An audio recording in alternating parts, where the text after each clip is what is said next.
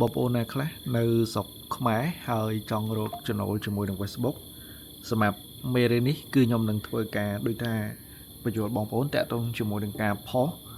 សម្រាប់ page ដែលយើងហៅលុយហើយក៏ដូចជា page ដែលយើងមិនទាន់ហៅលុយ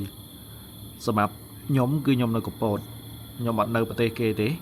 ហើយខ្ញុំអាចរកចំណូលជាមួយនឹង Facebook បានសម្រាប់តាក់ទងជាមួយនឹងការរកនៅលើ Facebook នៅលើ page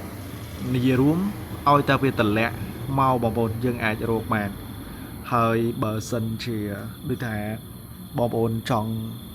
តាមដានក៏ដូចជាចង់រៀនរកលុយគឺខ្ញុំនឹងធ្វើការបង្ហាញនៅក្នុង channel នេះ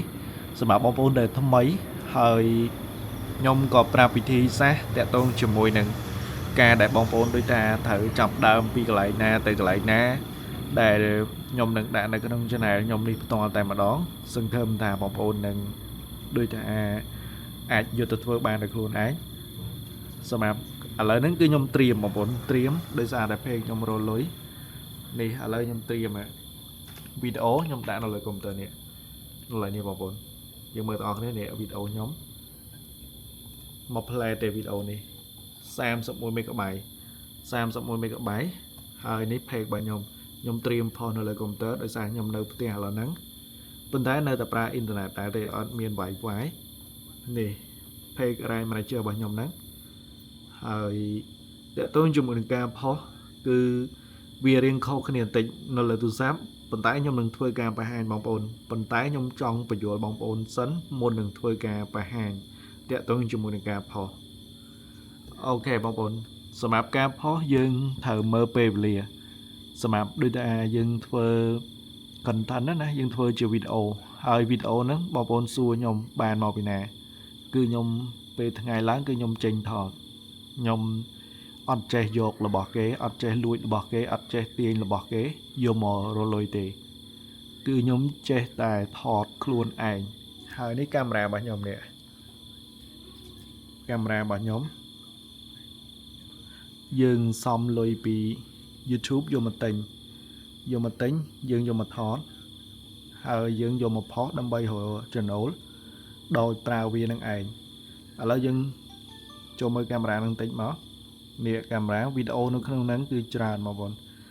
អញ្ចឹងគឺខ្ញុំថតមួយថ្ងៃគឺខ្ញុំអាចផុសបានរហូតដល់5 6ថ្ងៃឯណោះប៉ុន្តែខ្ញុំថតរាល់ថ្ងៃទោះបីមានវីដេអូហើយក៏ខ្ញុំនៅតែថតដែរហើយបងប្អូនសួរថាចាំបាច់អីទិញកាមេរ៉ាបែបហ្នឹងមូលហេតុដែលខ្ញុំទិញដោយសារតែខ្ញុំចង់បានវីដេអូដែលល្អវីដេអូដែលច្បាស់ហើយវាអត់រង្គើបើនៅលើទូរស័ព្ទយើងថតបានដូចគ្នាប៉ុន្តែវារង្គើវាច្បាស់មើលទៅវា color ច្បាស់ជាងកាមេរ៉ាហ្នឹងទៀតសម្រាប់ទូរស័ព្ទណាប៉ុន្តែខ្ញុំសម្រេចចិត្តប្រើវាដោយសារតែវាងាយស្រួលហើយថតពេលភ្លៀងក៏បានពេលអីក៏បានវាស្រួលអញ្ចឹងណាត្រូវទឹកអត់បញ្ហាអីទេតោះឥឡូវយើងនិយាយប៉ុណ្ណឹងតាក់ទងជាមួយនឹងកាមេរ៉ាបងប្អូនប្រើអីក៏បានតែសំខាន់យើងមានវីដេអូដើម្បីផុសអត់ឥឡូវខ្ញុំនិយាយតាក់ទងជាមួយនឹងការផុសតាមពិតវាស្តៀងនឹង YouTube ដែរទេមូលហេតុអីដោយសារតែខ្ញុំជ្រើសផុសម៉ោងហ្នឹងបងប្អូននេះមើលម៉ោងយើងមើលម៉ោងហ្នឹងប្រកាសជាអ្នកធ្វើការគេចេញហើយគេចេញអញ្ចឹងយើងចាប់ផ្ដើមផុសទៅដោយសារតែអ្នកមើលរបស់ខ្ញុំហ្នឹងសិតតែខ្មែរខ្ញុំផុសម៉ោងហ្នឹងគឺជាពេលវេលាល្អហើយសម្រាប់ពេលព្រឹកខ្ញុំផុសមុនគេទៅធ្វើការគឺខ្ទង់ម៉ោង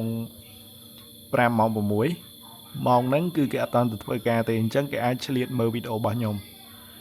ក្នុងការផុសតាមពិតដូចតែ YouTube ដែរទេមានន័យថាយើងត្រូវមើលពេលវេលាក្នុងការផុស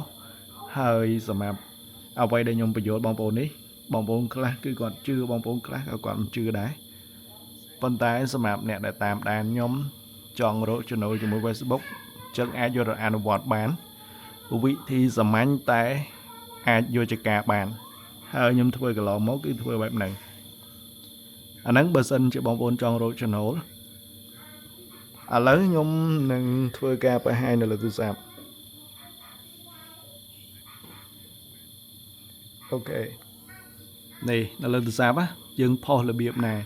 តាមពិតអត់ប្រមាថទេបងប្អូនសំខាន់យើងមានវីដេអូហើយទូរស័ព្ទនេះ iPhone 7 nè nè bọn bọn iPhone 7 ឥឡូវយើងចូលឆែកមើលទាំងអស់គ្នាចូលឆែកមើលទាំងអស់គ្នាមក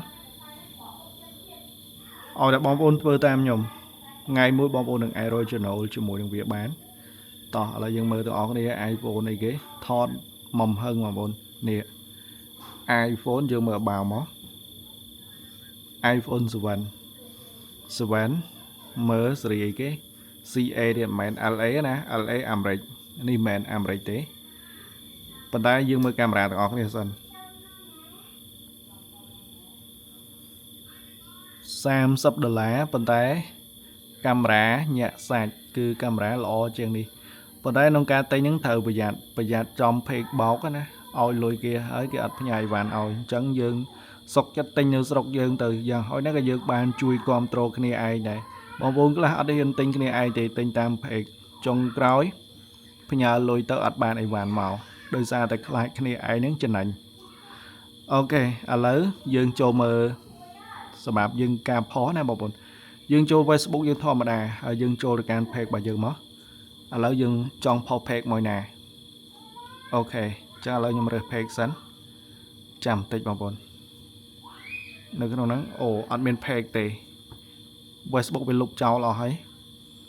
តាក់ទងជាមួយនឹងការផុសមុនពេលដែលខ្ញុំរលុយគឺខ្ញុំផុសតាមពិតដូចតែគ្នាទេអត់មានអីពិបាកទេដោយសារតែពេលដែលរលុយហើយពេលដែលផុសទៅគឺវាដាក់ដុល្លារឲ្យវាបើកពាណិជ្ជកម្មឲ្យមកអត់ចាំបាច់នឿយពិបាកដូច YouTube ទេ YouTube យើងត្រូវកំណត់យើងកំណត់មិនកំណត់ត្រូវបើកដុល្លារអាហ្នឹងសម្រាប់នៅលើ YouTube ណាបើនៅលើ page អត់ទេគឺយើងនេះចុចអាកន្លែងហ្នឹងបងប្អូនចុចអាកន្លែងហ្នឹងមកចុចកន្លែងផុសធម្មតាហ្នឹងឬក៏យើងចុចកន្លែងនេះក៏បានដែរនេះចុចកន្លែងសញ្ញាបូកនេះមកនេះអាហ្នឹងសម្រាប់ទាំង page រលុយ page មិនតាន់រលុយក៏ផុសតាមហ្នឹងដែរនេះយើងចុចកន្លែងហ្នឹងមកវាមានផុសហ្នឹងក៏បាន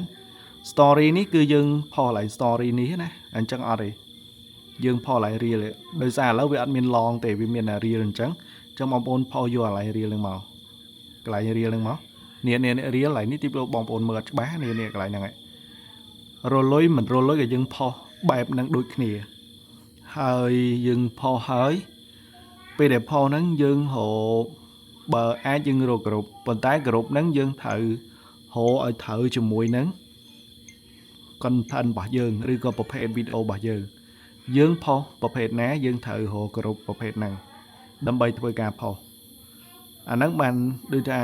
បើ content យើងល្អមិនបាច់ចាំរកគ្រប់ក៏បានដែរផុសចោលទៅ